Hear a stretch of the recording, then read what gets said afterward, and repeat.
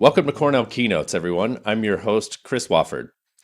Generative AI has taken the world by storm. For some of us, it's top of mind. Lots of us are using it. Some of us are just beginning to learn about it. And for some of us, it can be scary. Oftentimes, it's amazing. Speaking of amazing, today we have a special guest in studio, Lutz. He knows AI inside and out. He's had deep experience in this space. He's built up Google Health. He helped Snapchat go public and led AI teams at tech companies like LinkedIn and Marpai. He is an angel investor and a venture partner at Cherry. He has his own podcast and he teaches Cornell's flagship courses on AI and product. Welcome, Lutz, to the studio. Thanks for having me. It's been a blast getting ready with you here. Viewers, a couple notes for you. We're going to be taking some questions from you in the chat throughout. But I should mention also that there's going to be an interactive segment that's coming pretty shortly here. So heads up for a QR code that we're going to shoot up on the screen. So get your devices ready for that.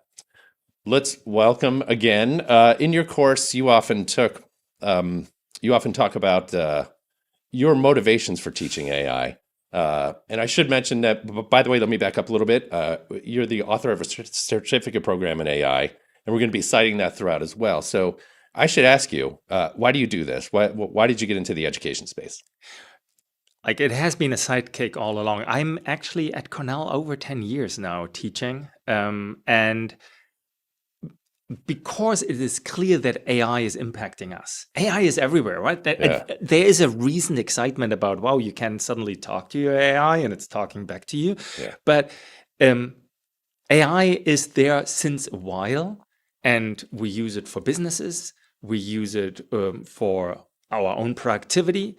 We use it for a lot of things, but it's as well impacting us. I mean, you probably watched the presidential debate, and afterwards, Taylor Swift wrote that she is endorsing the Harris campaign. And in her explanation, she said, there was an AI of me.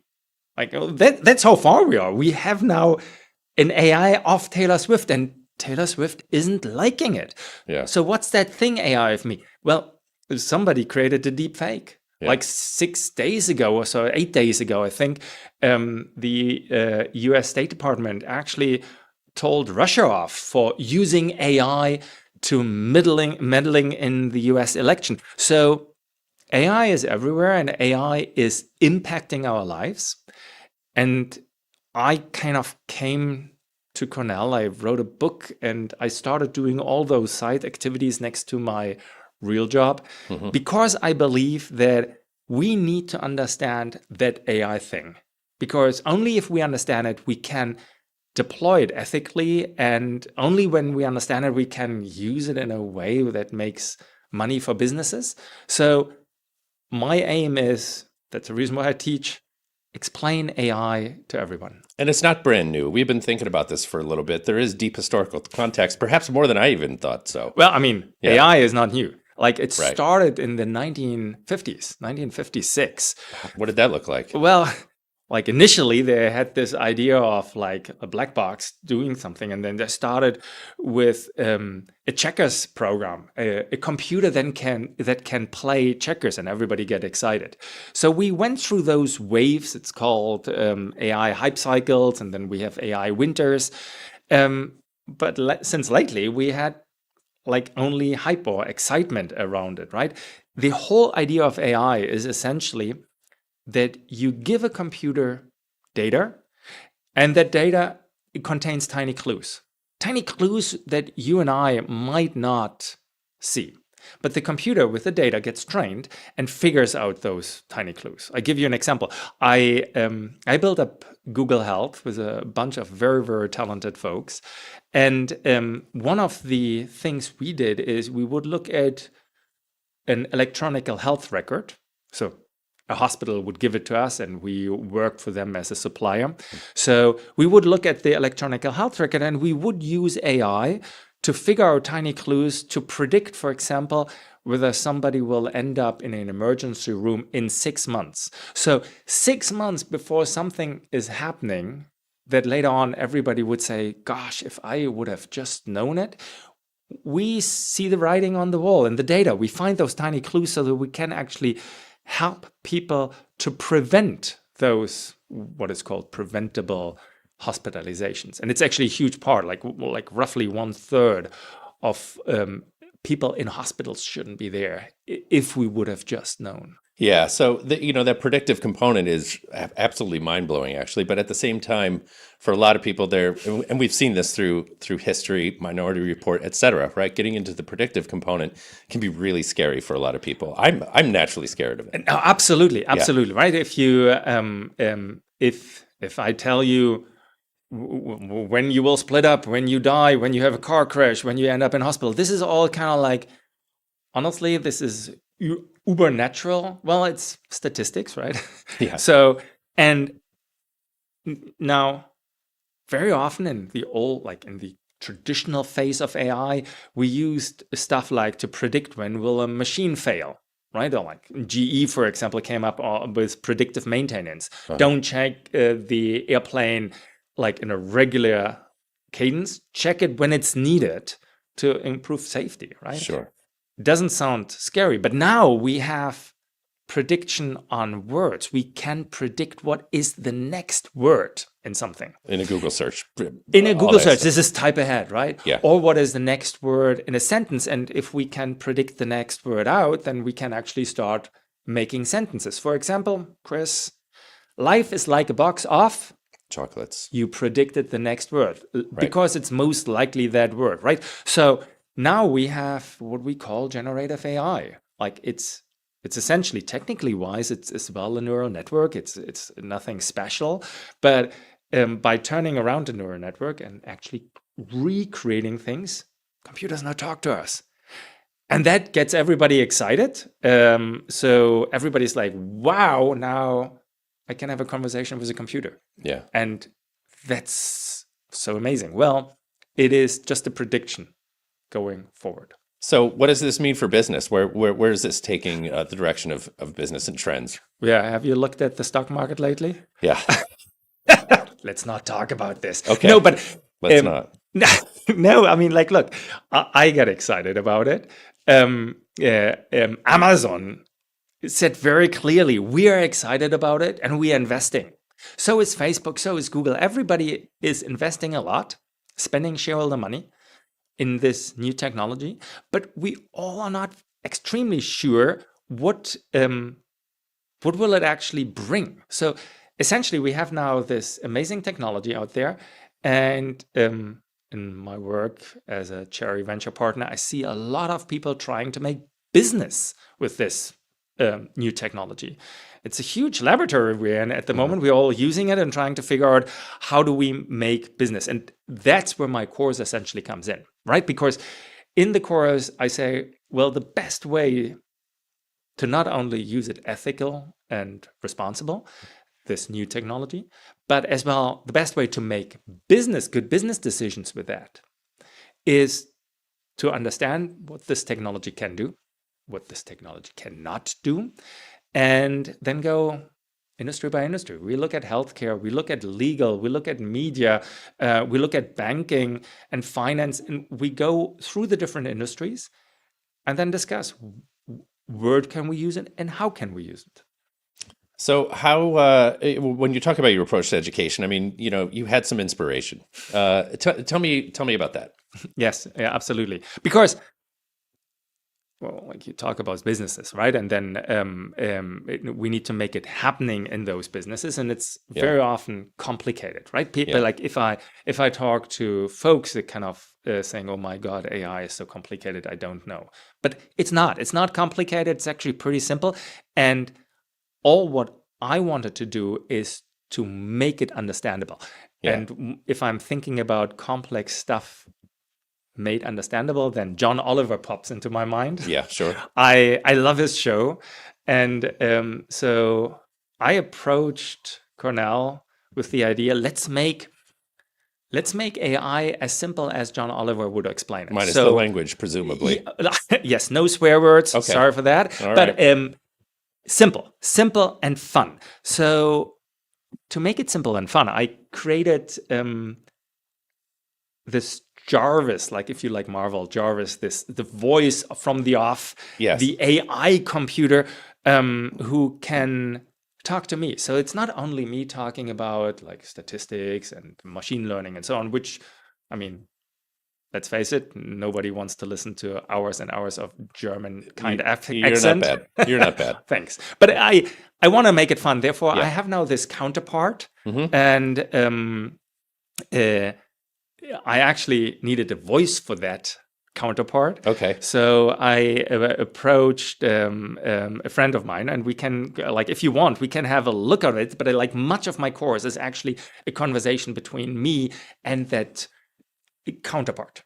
And this is a big through line. This is a big theme. This is a concrete, substantial part of the courses. So I think it's worth taking a look. Let's check out the video here. This is from your course, working with your assistant, your co-pilot.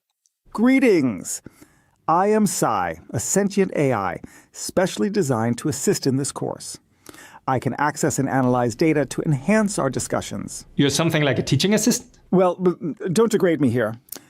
Let's say I am your partner. I will help you with the course. Okay. Partner. And how do you work? I mean, where are you even? Technically, I'm a transformer model. I saw that you will cover this later in the course. Happy to chime in here at that time.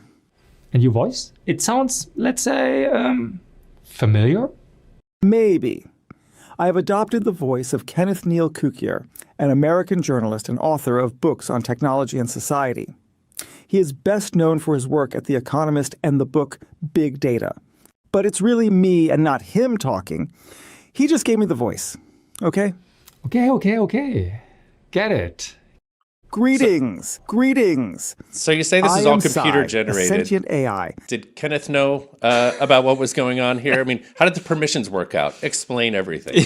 Yes, absolutely. I hope you like Kenneth and my interaction with it. You did great. So actually, or let's call him Sai. But yes, this is Kenneth's voice, as Sai actually introduced Kenneth directly, right? So absolutely Kenneth knew.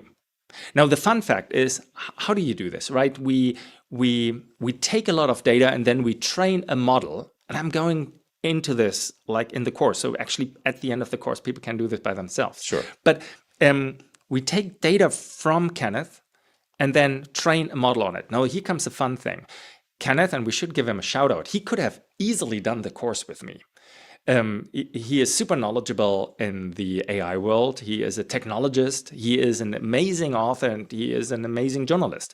So I would have loved to do this course with Kenneth. Now, also he's a busy man and he didn't have time. Therefore, I approached him and asked him whether I can actually copy his voice. I could have, just to give you the opposition, I could have done this without his endorsement, right? Because he has all the speech out there. I just grabbed the speech and use a model and kind of could have replicated him. But that would have been unethical and not legal. So actually I approached him and asked him, and it was a lot of fun to work with him together. So how would you characterize the quality of this? Are you satisfied? You work in this space all the time. So I don't know, any thoughts? Is this where you want it to be? It's very interesting to see, right? There is a voice quality. We first trained with something like 15 minutes of data, and then I asked him to read a whole hour for me.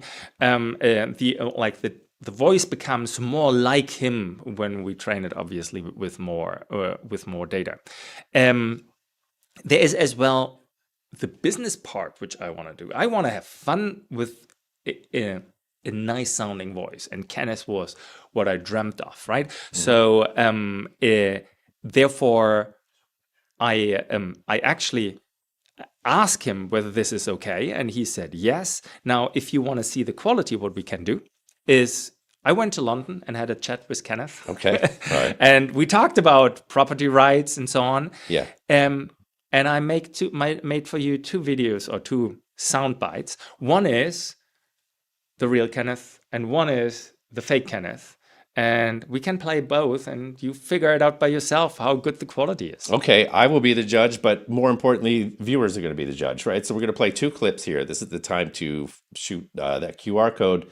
Let's get this thing opened up. We're going to hear two clips of Kenneth in sequence. Let's roll the first one and see how we do. Should we have some form of natural right some sort of property right. People could take anyone's voice and use it, and that might not be appropriate. Okay, good. So that was clip number 1, relatively short, but we're going to hear the same thing, clip number 2. Let's roll that one. Audience, you let us know which one you think is the real one. Should we have some form of natural right, some sort of property right? People could take anyone's voice and use it, and that might not be appropriate. Okay, well, the way that it strikes me, first of all, really good stuff. Compelling. What's really important and critical to our conversation here is what the audience thinks of it. So we're going to check out some poll results and see how we do. I'm curious to see what people say. I know. We'll wait for that on the display there. Let's talk about Kenneth.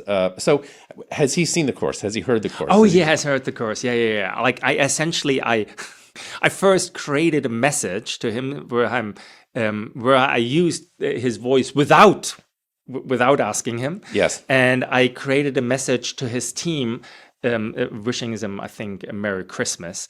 And I sent it over to him and saying, this is a little bit how it will work. Ask your wife whether she kind of recognized it. Yeah. And his answer was, it sounded very much like me, but I would never wish Merry Christmas in that way. Yeah. So she knew exactly it's fake. Okay, good. Well, our audience chimes in. We're at roughly 70%. It just came down a little bit. Should we have some form of natural right? Most think that clip 1 is the correct one. And clip 1 it is. So 70% of the audience, 68 actually, got it right. And it's interesting. Did you what did you think? I thought clip 1 was the one. Why? Because his just simply put, example 2 just didn't feel as natural. It didn't have the ups and downs, maybe whatever sing-songiness exists within his voice. Did you just realize he stuttered? Like it didn't. He was thinking. You could see the rubber That's right. burning, right? That's right. So it's hard to articulate. The human takes way more liberty in how we modulate things, how we think about things. So while I was talking to Kenneth in London in the studio about property rights, he obviously not only talked, he as well thought, he put a certain stress on certain ideas that he thought is more important. This is what we humans do, right? Which makes us humans. So when people are always kind of, and we should have talked about the bigger picture, is AI going to replace us? The answer is, and I go through this in my course many, many times, the answer is no. We are just getting a support. And you see in that very property rights discussion, it's a minor piece, but you can tell how important modulation is. So important that 70% of the audience says, well, this is a human. Because we are stressing. Can you make a computer yell? Yes, you can! But somebody needs to take the decision at what point in time the computer should yell. So the whole emotions, the whole kind of like stressing different parts, all of this is human. And all of this makes us different. And therefore, many people get now bored by all those computer-generated images, right? It's kind of like, because it's missing a piece here as well. However, I would claim it doesn't make a difference whether it's a real one or not. Because I had fun with Kenneth. With my fake Kenneth. I got the voice that I wanted. I wanted a partner to work with, to explain AI in simple terms so that people like the course and people can relate to AI. And that's how I put him in. And Kenneth wouldn't have time to do this for me. So I supercharged Kenneth's voice to have that possibility. So I want to know, the techie within me wants to know how Kenneth was built. How do you do this? And do your students learn this? How do you do absolutely, it? Absolutely. It's kind of simple, right? Because if you know Kenneth and you hear the voice, and it wouldn't have told you, you would have said, like, sounds like Kenneth, right? Voice sounds for us humans is actually way harder to describe. But let's describe images. And I talk very often in the course or in my classes about it. If you see the tiny edges of a cat ear behind a table or so, you will know that this is a cat. You just know, but you cannot explain why. Or I recently started to help my son learning driving, and I would look at the road and saying, oh, careful, this car is switching lanes. because I had this gut feel. Yeah. Right. Like the car didn't do anything. It didn't set the signal. It was nothing. But it was like, I think this is a car that looks like it's switching lanes. Those tiny little clues. This looks like a cat ear. But we as humans have extremely hard time to describe what is actually the rule. So if you want to describe a cat rule-based, you will fail. A neural network makes many tiny little decisions, and it's very simple. Like a neural network, it's essentially a linear regression, which we all learned in school, put into an activation function, which could be a logistic regression, which many of us learned in school. And if you put many of those on top of each other, then you actually start to learn those gut feel, and you put it into a neural network. That's it. It's actually pretty simple. So in my course, yes, we learn how to build a Kenneth, or SI, like sentient AI, as we call it in the course. And we start with very simple concepts, linear regressions. And then we stack them in, becomes a logistic regression. Then we do several of them. Then we have a neural network. Then we turn it around. And then we have a voice like the one from Kenneth. So what is the coding expectation here? It seems, I don't know, kind of burdensome. There must be a lot going on, no? Well, I mean, I told you my motivation, right? Like my motivation is to bring AI to everybody. If I say you have to be a hardcore coder, I'm losing quite a lot of my audience, right? I imagine, yeah. So it's a no-code course because coding is just a language, and we just discussed that a language is a prediction of what the next word in a sentence. Life is like a box of, you predict that it's chocolate, right? So coding is nothing else. If I say print, well, then if I talk Python, I need a bracket open.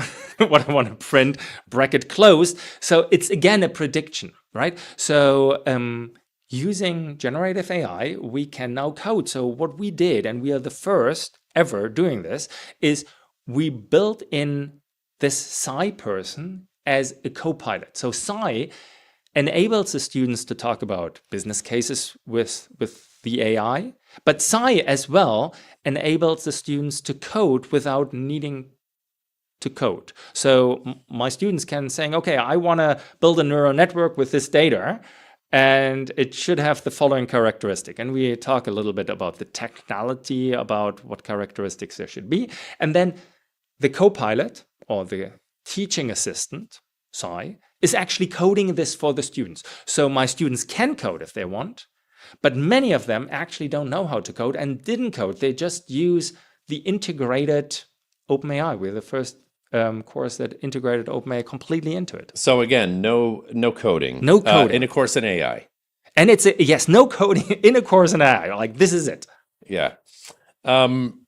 You built the first, so this is, effectively the first online course with a speaking co-pilot. Yes. Tell us what the experience feels like, because I want to know operationally what is it like within the course. So one of the things so it's fun, right? It's fun. It's like, it's for students is actually amazing. They kind of they learn, and I should publish about this because we started to look at the students. They go into the course and they realize that they have this partner, this human partner. You saw me in the video where I said, okay, partner.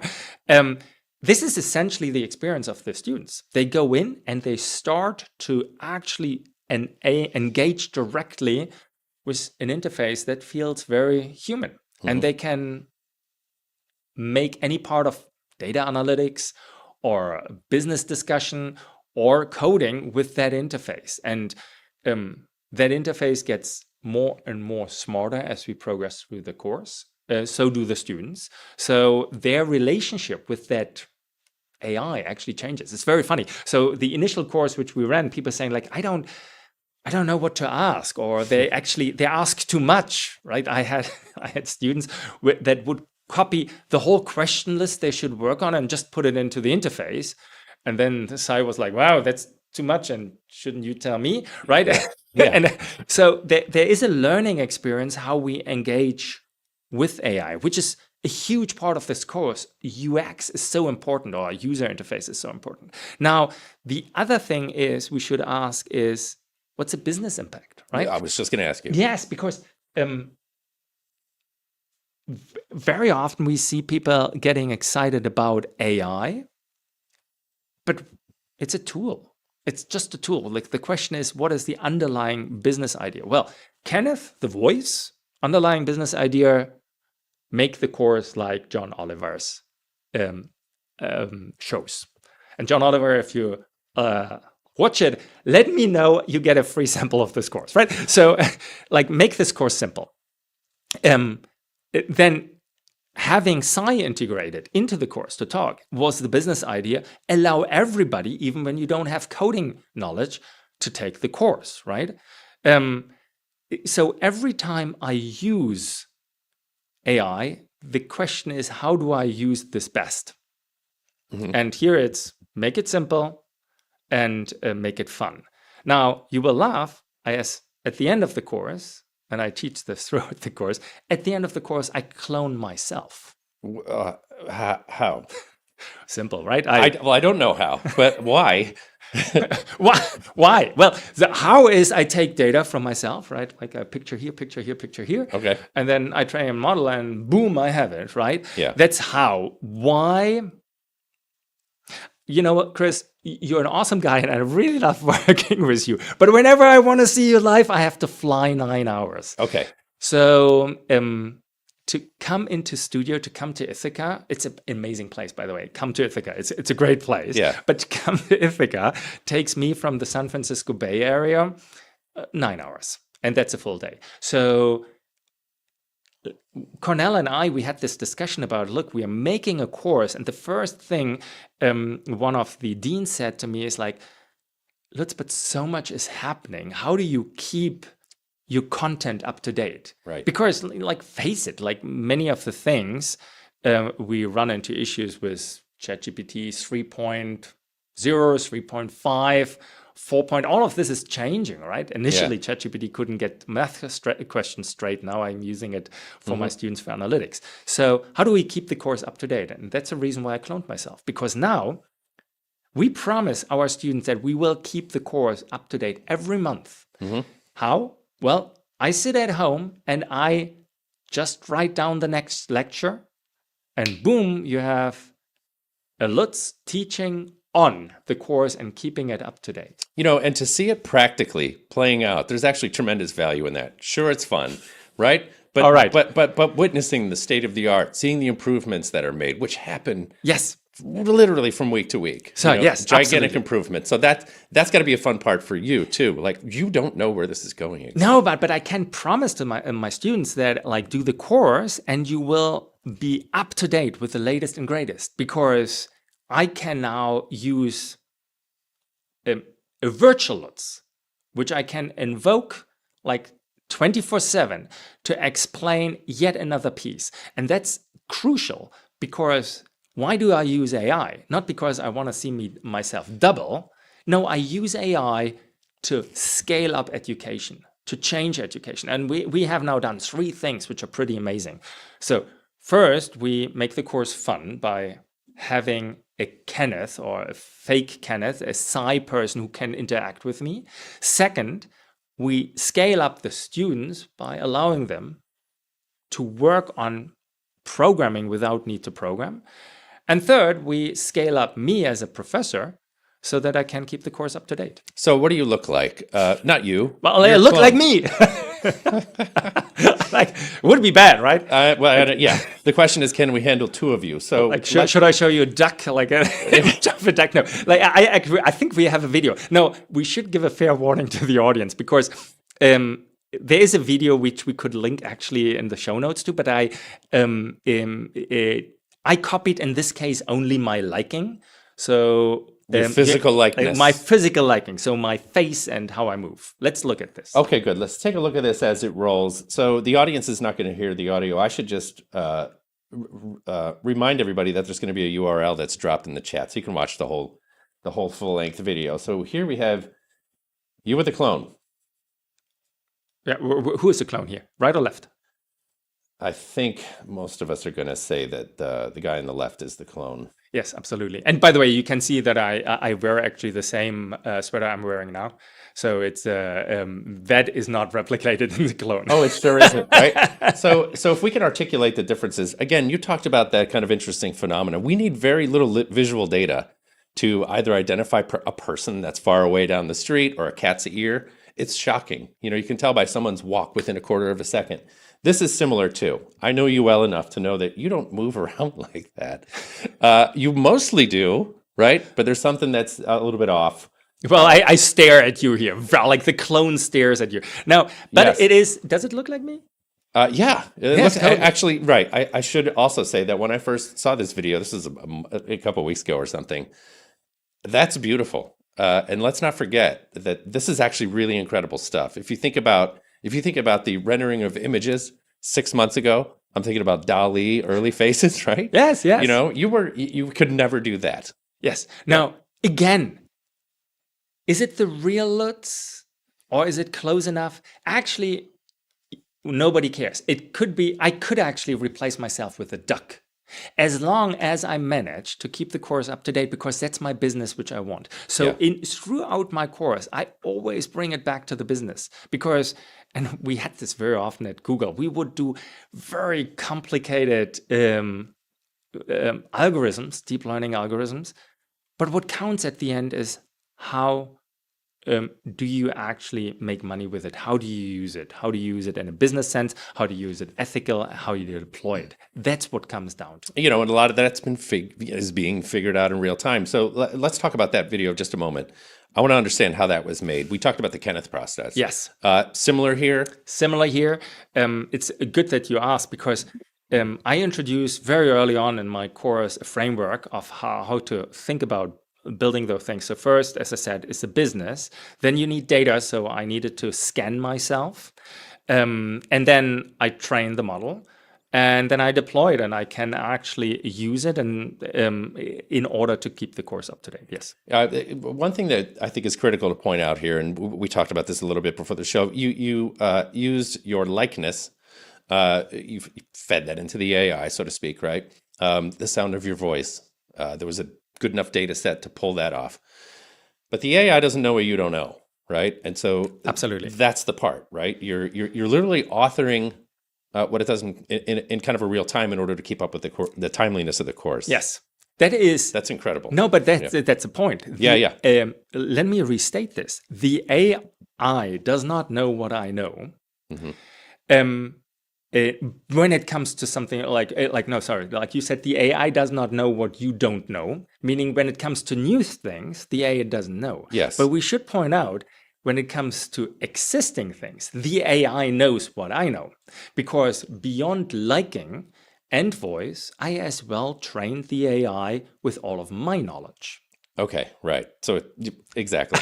But it doesn't know what you're going to do for tomorrow's syllabus for your course. Exactly. And so when people talk about replacement, right, there is this big fear, and we will see a huge shift in our industry, but in terms of how people engage and how people work.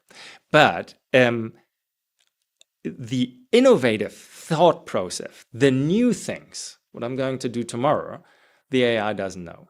But I did train, and we should ask why, but I did train the AI with all the past knowledge. Why? So that my students can interact with me, the professor, 24/7, right? On a one-on-one... On a one-on-one basis. Office hours. Right? Yeah. I mean, think about this. This is now, we talk a lot of interesting stuff here in our podcast, right? Yeah. And if somebody wants to know something, we could say, well, just listen to the podcast, right? Yeah. But you don't have time to always listen to the podcast. So can you not just tell me?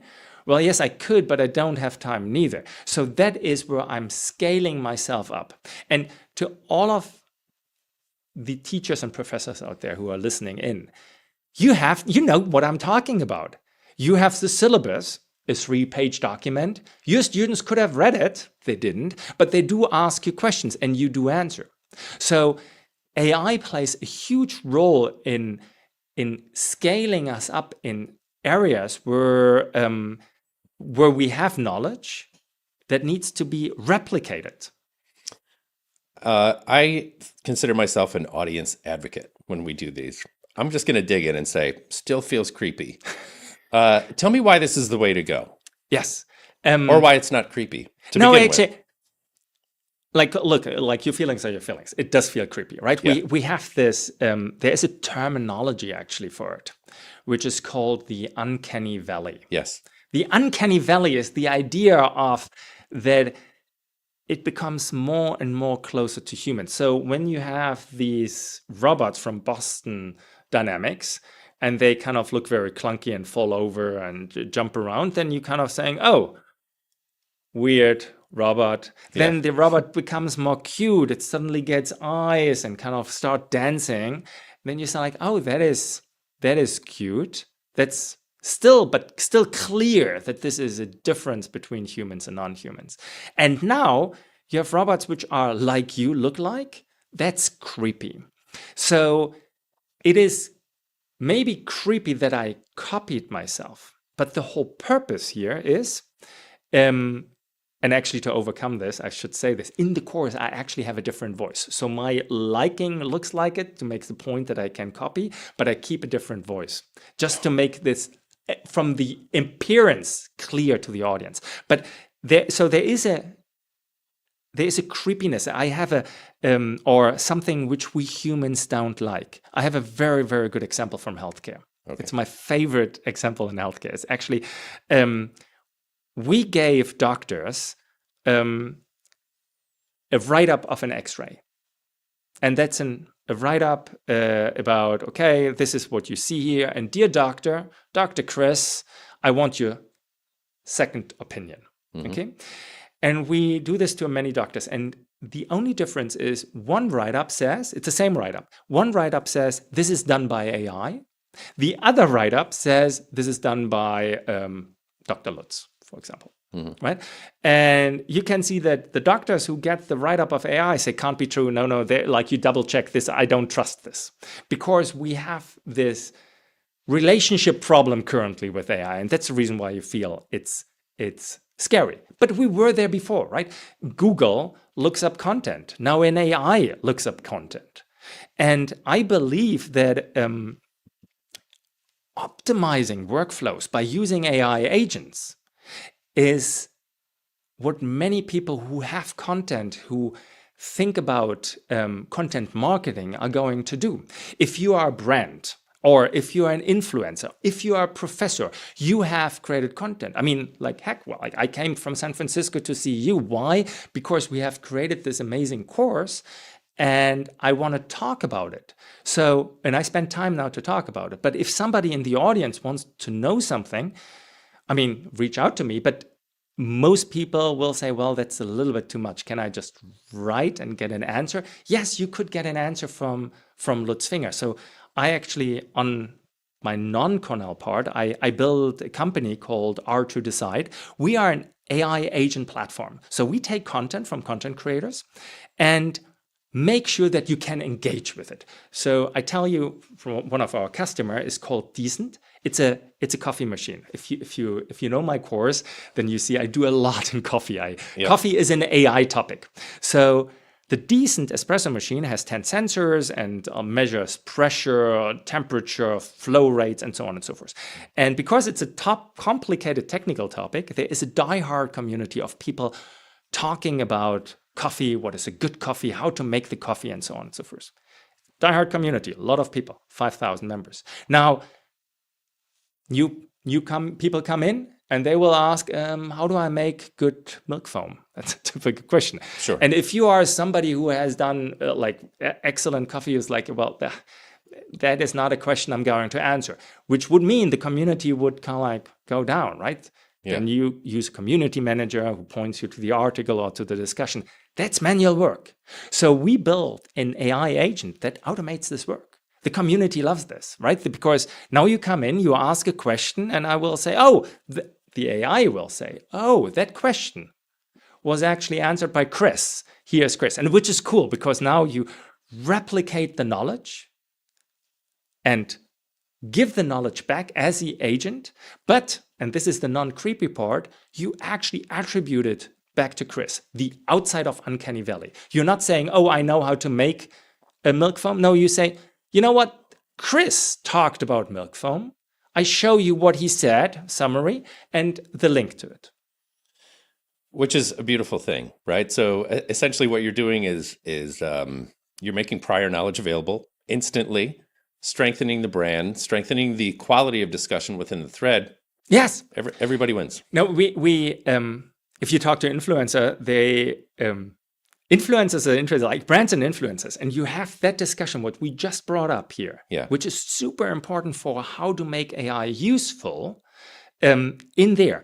The influencer will say, so there is an AI which knows all my knowledge and can talk about it. What's my value as an influencer, right? It's the same thing as I started this course and I approached Cornell with, oh, I want to replicate me so that I can create any lesson from my home with a couple of keystrokes. The first reaction was like, oh, what are other teachers going to say about it? Because healthcare is changing. So influencers are more scared because they actually think about the uncanny valley more. They say like, it's my brand and you're copying my brand. Brands, on the other hand, saying, oh, this is so awesome. I have all this content and I have normally to have a community manager helping to get all the content which I created out again. And now an AI can do this 24/7, giving acknowledgement to my community, showing my questions to the brand over and over again. This is awesome. This goes at scale. This scale like strengthens my relationship. It's very funny because this is a UI and UX problem. It's a challenge how we interact.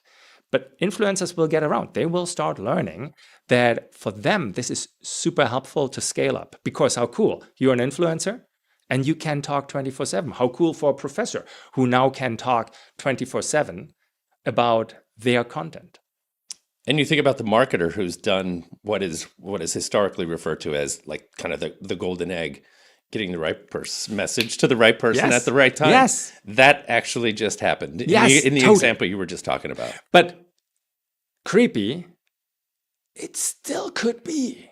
Marketing always pushes the edge of creepy in some particular way, especially as it relates to technology. So, well, where's the dark side of marketing here? Well, it's actually not marketing. The dark side is when you use technology in something which is not legal, or when you abuse technology, right? That's the dark side. We know that cyberbullying is illegal. Mm-hmm. Well, if I can teach to my students very simple non-coding, how to make clones or AI agents or copy voices, then anybody can do this, right? So there are now tools on your apps which allows you to do this. But if you take somebody's liking and put it in a tool, which unfortunately happens pornography context, that's illegal. And that gets banned, but that gets creepy. Or let's talk about what we initially started with, Taylor Swift. Yeah. Taylor Swift says there was an AI of me. Well, technically, it was actually a very bad, technically it was very bad created, but it was a fake image of her endorsing Trump. She did not endorse Trump. No, she now endorses very clearly the Harris campaign. So it became easier for us to create those fakes. And that is actually an issue because we can now create fake news at scale, right? Yep. But it's nothing new. So actually, with my old company, Fisher Analytics, I sold this a while back. We worked for governments and NGOs, and we helped to analyze context. So my famous claim here was I worked for Commissioner Reding, like the big commissioner in the EU Commission. And the Snowden scandal hit. And she went to Obama and she asked me, Lutz, tell me about how is Europe thinking about privacy rights in wake of the Snowden scandal. So we analyzed all the different content and gave her a report. Now, the tricky part is already at that time, you had a lot of fake accounts driving fake messages. And that's called astroturfing. So astroturf is a brand name for fake grass. And the idea is creating a fake grassroots movement. So there are people pushing, for example, like how people react to the Snowden scandal, or like a more funny example is as Microsoft had their antitrust case, they probably engaged some agencies who pushed a little bit the limit too much. So a lot of people wrote letters to senators, and some of those people who wrote those letters were dead. Okay. Creepy. Yeah. The LA Times at the time titled, "Even the Dead are fed up with the antitrust case." Yeah.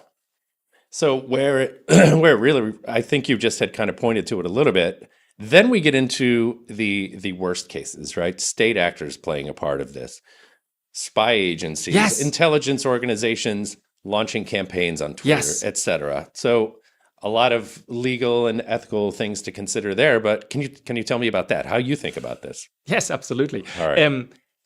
Because this is a while back that I had my own Twitter account. I created a couple of Twitter bots reciting the German government, and then people followed me. I had over 10,000 followers on a complete fake account, right? Oh. And so it's so simple. It used to be so simple. I talked about 2016 already about this, and now we have way better technology. Make fake pictures of the Pope, make fake pictures of Taylor Swift, create fake information, even talk like a person, right? All of this can be scaled up. So as a state actor, you can use this. And Donald Trump talked 2016, like he has this thing about this crowd size. So he talked about his inauguration crowd size in 2016. And he got shown pictures, and one of the people from the White House said, "Oh, these are alternative facts," right? So there is an idea of having alternative facts around, which is terrible because now state actors can go in and push on it. If I'm a state actor like Russia, I could easily imagine to create, I take any wedge issue, like guns, abortion, whatever. Sure. And now I create two groups, one group actively debating pro and one group actively debating con, and it will sound very natural because again it's a prediction. Life is like a box of chocolate. So I can do this for abortion as well, or for gun control, and now I push them onto social media and have them fight online, and the whole country thinks we are divided and people are concerned, and the state actor that initiated all of this can kind of lean back and saying, "I knew it, the US is a mess," right? Yeah. This is a problem. Yeah. The ethical and legal figures into everything you do as an educator. I should mention that we're going to be doing you and I are going to be meeting again. Yes. October 3rd, coming right up. We're pivoting. This is actually like October 3rd, like this is a way bigger topic because actually in the course, sorry for jumping Go in, ahead. but in the course, when we talk about legal or banking or healthcare or coffee, like whatever we do, there is an ethical component to it. So it is, you cannot divide this away from any AI discussion on art, on ethics.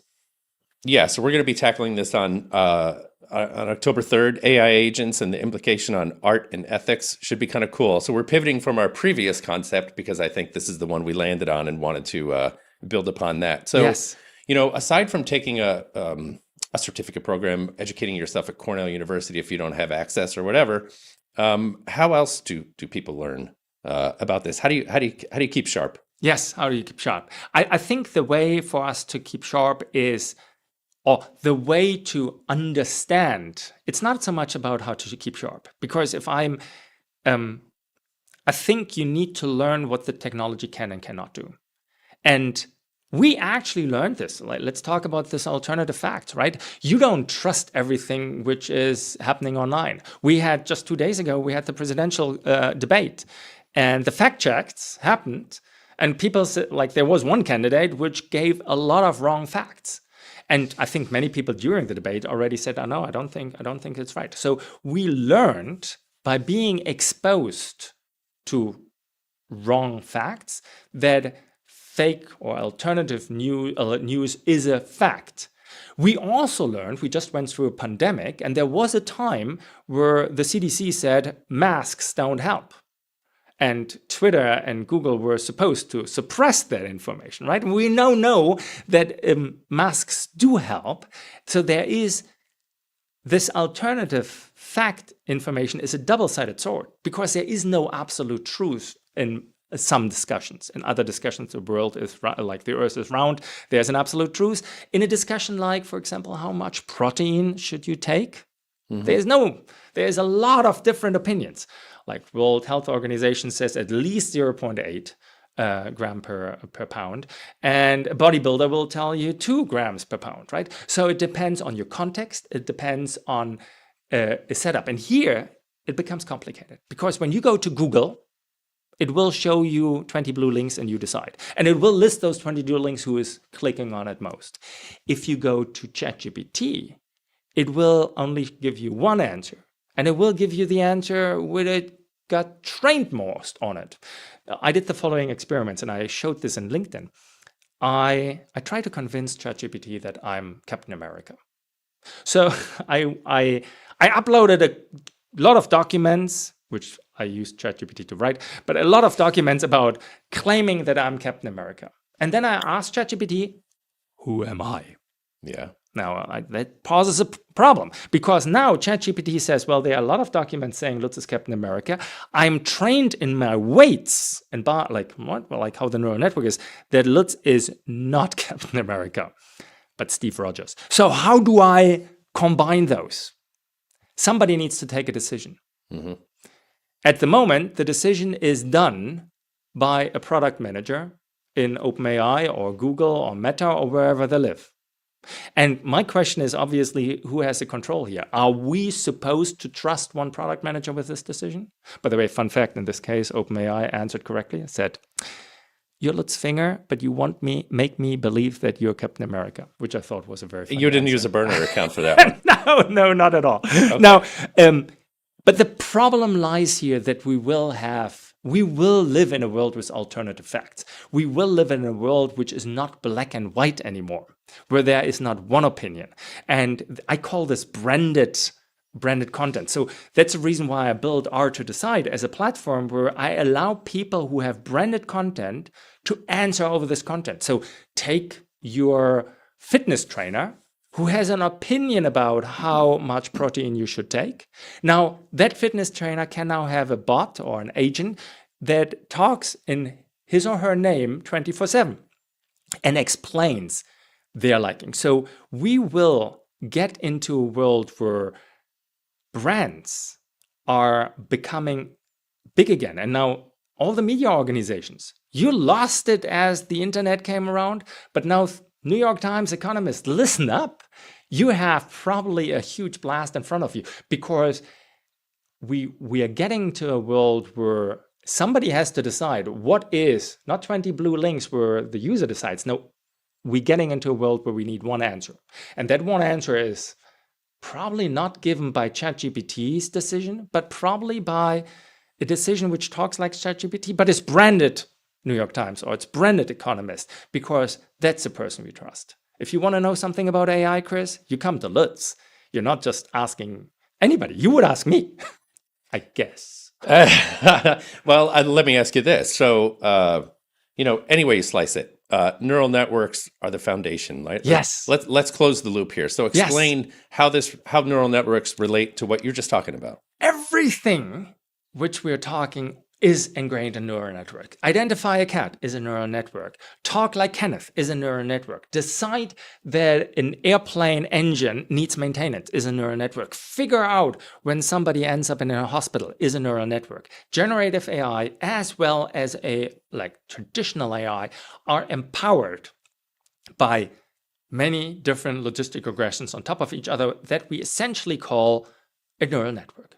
So very often people compare neural networks with a brain. I do in the course as well. But I think there's even a better analogy. And I have a segment in the course. Do you want to play that? Yeah, let's check that out. So this is the segment on neural networks. This is you hanging out on Cornell campus on one of the most beautiful days ever. Here we go. That those neurons together form a kind of a society We are all connected. We are all connected in one structure, optimizing a loss function. In this case, it could be something like the sum of squared errors.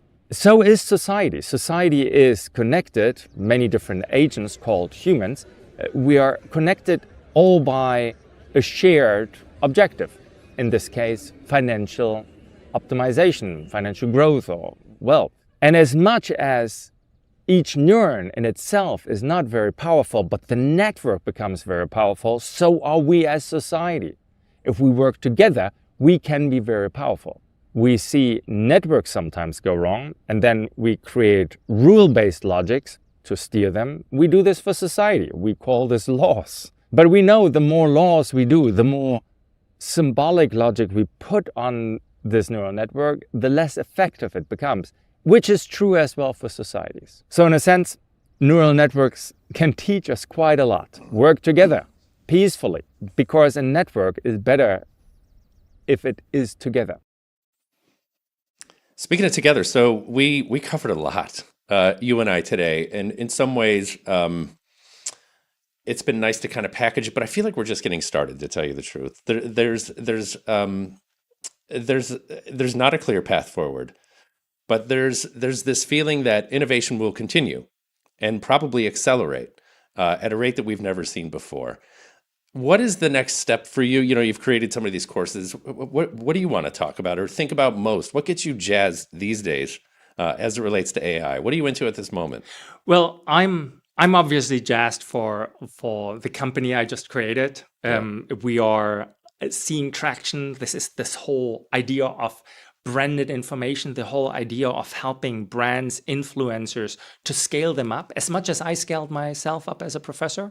Company is called R to Decide. You can check it out. You can build your own clone. So if you want to build agents on top of your own videos, you could. We could actually, should I do this? I actually could build an AI agent for all of Cornell Keynotes, and then you have all the people and you can talk about this. Let me do this. I sent this over to you. You check it out.